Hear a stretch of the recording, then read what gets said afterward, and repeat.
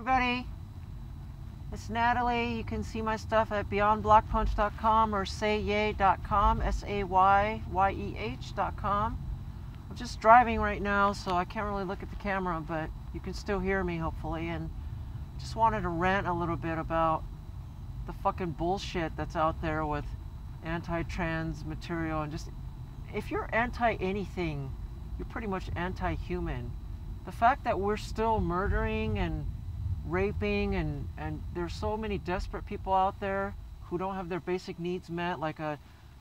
you know, abuse-free childhood, and then yet we judge them based off of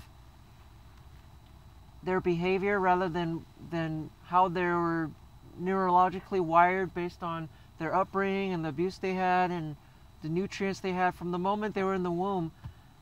Instead of looking at the big picture, we just look at one singular event and base people's future and decency and worth off of that one event. Is just completely preposterous. And the same thing with labeling somebody as as a sinner or a mentally ill just because they're trans, and then to have the fucking nerve to come up with a book that degrades trans people and says we're mentally ill is just without even meeting one, probably, or himself being trans and wanting to fight the urge within himself or hating himself and therefore coming out with this book. And the book I'm talking about is that new one recently that came out, When Harry Became Sally, by Ryan Anderson, who works for all those fucking evangelical hate groups, Alliance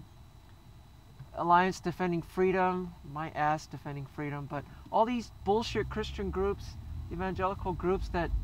really don't know their ass from their elbow and spewing this type of toxic shit out there.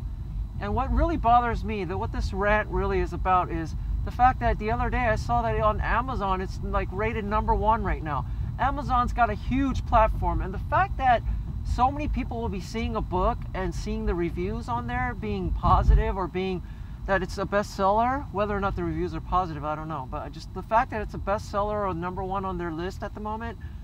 is really disturbing, because then people be like, oh, it must be good if it's #1, and they'll buy it.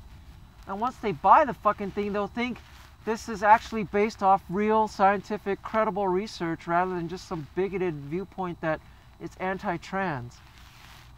I have no doubt in the future the news or TMZ or somebody's going to catch this fucker, with a trans woman, and he's going to deny that he was with them and be all, hush-hush about how he was caught, on CCTV or on some fucking,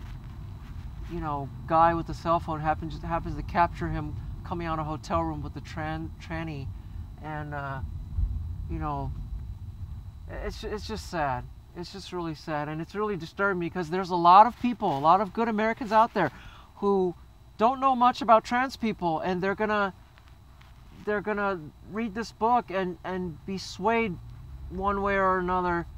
erroneously, because they don't really know anything about the topic, and they'll take it for face value as if it's a valid book.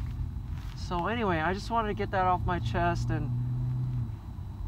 rant about that, and I thank you for listening. Again, this is Natalie. You can see my stuff at beyondblockpunch.com. Until next time, see ya.